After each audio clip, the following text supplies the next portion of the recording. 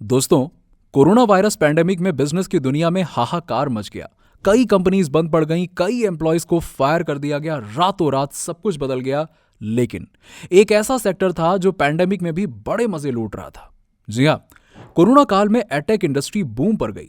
जहां दूसरी कंपनीज के पैसे डूब रहे थे, दिवालिया होने की कगार पर आ गई थीं, लेकिन एडटेक में 4.7 बिलियन डॉलर तक के इन्वेस्टमेंट्स आ रहे थे। लेकिन आज एडटेक इंडस्ट्री एक ऐसे क्राइसिस से गुजर रही है जहां आए दिन आपको ऐसी खबरें सुनने को मिलेंगी। तो आखिर ऐसा क्या हुआ कि एडटेक जो बूम हो रहा था वो अब डूब रहा है? और क्या कंपनीज इस एडटेक क्राइसिस से बच पाएंगी या इनका हाल बेहाल हो जाएगा? चलिए जानते हैं इस वीडियो में। हमेशा की तरह स्टार्टअप एनालिस्ट पर आपका स्वागत है, जहां हम बिजनेसेस, स्टार्टअप्स और एंटरप्रेन्योरशिप से जुड़े वीडियोस बनाते हैं। दोस्तों, एडटेक के क्रैश से पहले इंडिया की एडटेक इंडस्ट्री को समझना जरूरी है। इसके मार्केट को समझना जरूरी है। आज इंडिया में कुल मिलाकर 107 यूनिकॉर्न है। इनमें Byju's, Unacademy, Eruditus, upGrad, Vedantu, Lead School और फिजिक्स वाला ये सारे एडटेक यूनिकॉर्न्स मौजूद हैं। लेकिन अगर आप इन कंपनीज के इतिहास में झांक कर देखोगे तो ये कंपनीज 2010 से 2020 के दशक में शुरू हुई थी। बायजूस ऐप, अनअकैडमी और अपग्रेड 2015 में फाउंड हुई थी और वेदांतु 2014 में। यानी कि इंडिया में जैसे जैसे स्टार्टअप इकोसिस्टम तेजी से बढ़ता गया और इंडिया डिजिटल होता गया, कंपनीज ने इस मौके का फायदा उठाया। तो क्या 2010 से पहले कोई एडटेक कंपनीज ही नहीं थी? स्टार्टअप की भाषा में कहें तो इन एडटेक कंपनीज को ऑनलाइन के कारण एक नया मार्केट मिल गया। लेकिन इन स्टार्टअप्स के अलावा और भी कई कोचिंग इंस्टीट्यूशंस हैं जो 10वीं, 12वीं, मेडिकल और इंजीनियरिंग जैसे कॉम्पिटिटिव एग्जाम्स की तैयारी करवाते हैं। अगर आपने कोटा फैक्ट्री देखा हो तो आपको पता होगा कि कोटा में इंडिया के कई टॉप कोचिंग इंस्टीट्यूट्स हैं। एलन हो गया, रेजोनेंस है, बंसल क्लासेस, आकाश इंस्टीट्यूट, राव, आईआईटी, ये इंडिया के जाने माने कोचिंग इंस्टीट्यूट्स हैं। अगर आप इन इंस्टीट्यूट्स को देखोगे तो ये साल 2000 से भी पहले शुरू हुई थी। विनोद कुमार बंसल, जिन्हें इंडियन कोचिंग इंडस्ट्री का भीष्म पितामह बुलाया जाता है, उन्होंने 1983 में बंसल क्लासेस शुरू किया था, जो कोटा का पहला कोचिंग इंस्टीट्यूट था। बंसल क्लासेस से निकलकर कई टीचर्स और फैकल्टी ने अपना खुद का कोचिंग इंस्टीट्यूट भी शुरू किया। तो आप समझ ही सकते हो कि बरसों से चल रहे इन इंस्टीट्यूट्स का भी अपना एक ब्रांड तो है और ये भी इस इंडस्ट्री का हिस्सा है। लेकिन 2020 के शुरुआत में ही एक बड़ी वारदात हुई। 27 जनवरी 2020 इस तारीख को इंडिया में कोरोना का पहला मरीज दर्ज किया गया। उसके कुछ महीने बाद केसेस तेजी से बढ़ने लगे और पूरे देश में कोरोना फैल गया। इसके बाद मार्च में भारत सरकार ने लॉकडाउन करने का ऐलान किया। अब इसके बाद एडटेक प्लेयर्स को ट्रेडिशनल कोचिंग पर बहुत बड़ा फायदा मिला, क्योंकि अब पैंडेमिक में पूरा देश घर से ऑनलाइन पढ़ाई करने लगा। कंपनीज ने ऑनलाइन की आदत डालने के लिए बड़े पैमाने पर एड्स और डिस्काउंट्स देना शुरू कर दिया। इसी वजह से एडटेक में इन्वेस्टर्स पैसा पानी की तरह बहाने लगे और 2020 में स्टार्टअप्स ने 2.2 बिलियन डॉलर रेस किए थे। ये नवंबर 2021 में दोगुना हो गया और स्टार्टअप्स ने 4.7 बिलियन डॉलर तक की फंडिंग उठाई। 2021 में एडटेक सेक्टर इन्वेस्टर्स का थर्ड मोस्ट फेवरेट सेक्टर था। लेकिन 2022 की शुरुआत में ही पैंडेमिक के करीब 2 साल बाद देश भर में स्कूल और कॉलेजेस वापस से खुलने लगे। अब दोस्तों, आपको अंदाजा भी नहीं होगा कि इस साल पूरे स्टार्टअप इकोसिस्टम के 15,000 ले ऑफ्स में से 7,000 ले ऑफ्स सिर्फ एडटेक के ही थे। Unacademy, Vedantu, white hat junior और फ्रंट रो जैसे कई जाने माने स्टार्टअप्स के नाम इसमें शामिल हैं। हाल ही में बायजूस ने आने वाले 6 महीनों में और 2500 एम्प्लॉयज के ले ऑफ करने का ऐलान किया। बायजूस के सीईओ बायजू रविंद्रन ने एक ईमेल लिखा उन एम्प्लॉयज को जो जल्द ही फायर होने वाले हैं। इस ईमेल में उन्होंने एम्प्लॉयज से वादा किया कि जब कंपनी प्रॉफिटेबल होगी तब उन्हें वापस बुलाया जाएगा। कुछ कंपनीज तो एम्प्लॉयज फायर करने के बाद भी नहीं बच पाई। लीडो और यूडे को अपनी कंपनी बंद करनी पड़ी। इसके कारण एडटेक के इन्वेस्टमेंट्स भी कम हो चुके हैं। 2022 के दूसरे क्वार्टर में फंडिंग 64% से क्रैश हो गई और 1.5 बिलियन डॉलर से सीधा 537 मिलियन डॉलर पर आ गिरी। तो एडटेक में ऐसी कौन सी खास बात है कि आज इंडिया में 4,450 से भी ज्यादा एडटेक स्टार्टअप्स हैं? दोस्तों, ऑनलाइन लर्निंग का मार्केट बड़े हद तक रिसेशन प्रूफ है और पैंडेमिक के दौरान इसे नया नॉर्मल माना गया। जहां ओला और ओयो जैसे यूनिकॉर्न्स पब्लिक जाते जाते रह गए, एडटेक कंपनीज को डिजिटल होने की वजह से काफी फायदे हुए। एडटेक को इन्वेंट्री, लॉजिस्टिक या सप्लाई चेन जैसी कोई दिक्कत नहीं हुई। यही कारण था कि बाकियों के मुकाबले एडटेक को एक सुनहरा मौका मिला ग्रोथ का। दूसरी वजह हम शार्क टैंक के ही एक एडटेक स्टार्टअप के एग्जाम्पल से समझेंगे।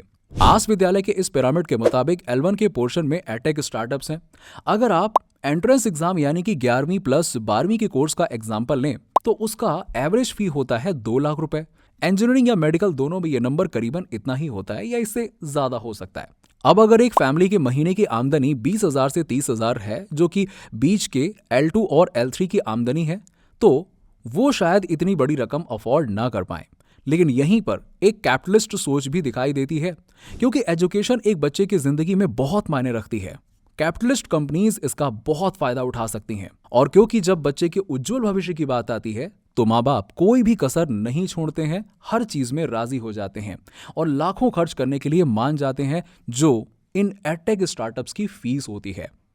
ये बात तो साफ थी कि पैंडेमिक में एडटेक की ये सूजन जल्द ही उतरने वाली थी। बड़ी एडटेक कंपनीज ने काफी रिसोर्सेज काम पर लगा दिए, जिसकी वजह से कंपनी के लॉसेस बढ़ रहे थे और एडटेक स्टार्टअप ज्यादा समय तक सिर्फ ऑनलाइन होकर नहीं बिल्कुल नहीं बच पाते। इसीलिए कंपनीज ने ग्रोथ के लिए अलग अलग मॉडल्स अपनाना शुरू कर दिया।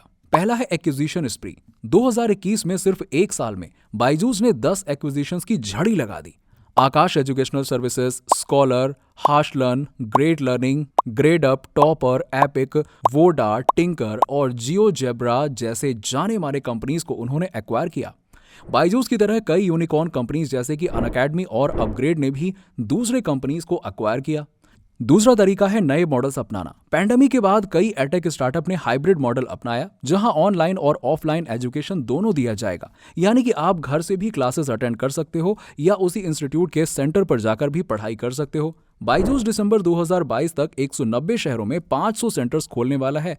इसके अलावा बायजूस ने इनसाइड सेल्स मॉडल भी शुरू कर दिए हैं, यानी कि अब सेल्स पर्सन क्लाइंट से डायरेक्टली मिलने के बजाय उनसे वर्चुअली फोन से या फिर ईमेल से या फिर वीडियो मीटिंग्स पर मिलेंगे। दोस्तों, बायजूस दुनिया की नंबर 1 एडटेक कंपनी है और $22 बिलियन के वैल्यूएशन पर इंडिया का हाईएस्ट वैल्यूड स्टार्टअप भी है। इसके बावजूद फिजिक्स वाला जैसी कंपनीज इतने कॉम्पिटिटिव इंडस्ट्री में अपनी जगह कैसे बना रहे हैं? 2022 में फिजिक्स वाला की पहली बार वैल्यूएशन हुई थी और पहले राउंड में ही कंपनी यूनिकॉर्न भी बन गई।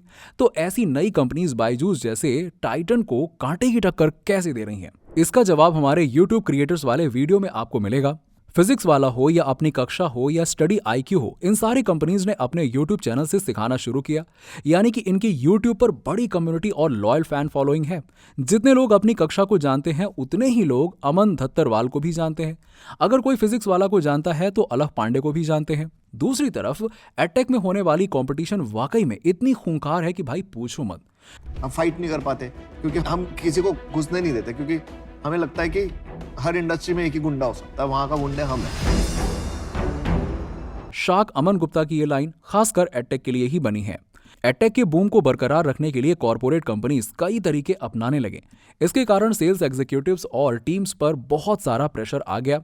सेल्स टीम को हर हफ्ते 1 से 2 लाख जनरेट करने के लिए टारगेट्स दिए गए और अगर वो ना कर पाए तो उनके इंसेंटिव्स रोक दिए गए। उन्हें लंबे देर तक काम करने के लिए मजबूर किया गया। यहां तक कि सेल्स टीम से झूठ बुलवाया गया ताकि कस्टमर्स प्रोडक्ट खरीद लें। आपने कई सारे इंसेंटिव्स भी सुने होंगे, जहां टारगेट की वजह से एम्प्लॉयज और मैनेजर्स के बीच में काफी गाली गलौज भी हुई। साले जना गांड फाड़ दूंगा ना तेरी मैं। तेरे को अकल है काम करने की कि नहीं है? तेरे को कितने बजे बोला था मैंने कॉल करने के लिए मेरे को? सर उसके बाद फिर 2 बैक टू बैक डेमो में था। व्हाइट हैट जूनियर, जो कि अब बायजूस की सब्सिडरी कंपनी है, उन्होंने वुल्फ गुप्ता नाम के बच्चे की एड चलाई थी और वुल्फ गुप्ता, जो कि महज 12 से 13 साल का बच्चा है, उसने कोडिंग सीखकर गूगल जैसी कंपनी में 1 करोड़ से 150 करोड़ रुपए तक के ऑफर हासिल किए। इस पर बड़े सवाल हो गए थे, जिसके बाद advertising standards council of India को बीच में आना पड़ा और पता चला कि वुल्फ गुप्ता नाम का कोई बच्चा असल में है ही नहीं, एग्जिस्ट ही नहीं करता ऐसा कोई बच्चा। यहां पर फिजिक्स वाला और अपनी कक्षा को बहुत बड़ा एडवांटेज मिलता है, क्योंकि उन्हें नए कस्टमर्स को लाने के लिए सेल्स और मार्केटिंग टैक्टिक्स का इस्तेमाल उतना नहीं करना पड़ता है जितना एक कॉर्पोरेट कंपनी को करना पड़ता है। तो भले ही इन कंपनीज के पास में महंगे मार्केटिंग बजट्स ना हो, अपने कंटेंट के दम पर इन्हें मार्केटिंग की जरूरत भी नहीं पड़ती है और कॉर्पोरेट के ब्रांड के सामने इन्होंने अपनी कम्युनिटी के बलबूते पर ब्रांड बनाया है। लेकिन इसमें कोई शक नहीं है कि एडटेक इंडस्ट्री इंडिया के फास्टेस्ट ग्रोइंग सेक्टर में से एक है और 2025 तक 974 मिलियन इंटरनेट यूजर्स के साथ ये $10 बिलियन की इंडस्ट्री हो जाएगी और 5G के आने के बाद इस ग्रोथ में 4 चांद लग जाएंगे। हालांकि एडटेक का फिलहाल बुरा वक्त चल रहा है, अभी भी चीजें बदली जा सकती हैं, लेकिन एडटेक को अपना business model long term sustainability की दिशा में लेकर जाना पड़ेगा। वो मॉडल में आप जाओगे जिसमें अपग्रेड, बायजूस, अनअकैडमी सब लोग कर रहे हैं, वो रीच कर रहे हैं टॉप को। अमन की ये बात भी सही है क्योंकि इंडिया की मेजॉरिटी आबादी एडटेक स्टार्टअप की प्राइसिंग नहीं झेल पाएगी, लेकिन इसका मतलब ये भी है कि आज इंडिया में इतने बच्चे हैं जिनके लिए किफायती सोल्यूशन नहीं है। अगर एजुकेशन 300 मिलियन बच्चों की जरूरत है तो कंपनीज को भी उसी तरीके से सोच बदलनी पड़ेगी और अपना पर्पस ढूंढना पड़ेगा। असल में ये एडटेक इंडस्ट्री के लिए एक रियलिटी चेक है। अब देखना यह है कि क्या एडटेक कंपनीज अपने मॉडल्स बदलकर प्रॉफिटेबल हो पाएंगी या फिर कम्युनिटी के जोर पर बने न्यू एज स्टार्टअप्स आगे निकल जाएंगे। तो दोस्तों, आज के लिए बस इतना ही। उम्मीद है कि आपको वीडियो पसंद आया होगा। अगर आप ऐसे ही टॉपिक पर और भी वीडियोस चाहते हैं तो प्लीज चैनल को सब्सक्राइब करें ताकि हमें पता चले। मिलते हैं आपसे अगले वीडियो में।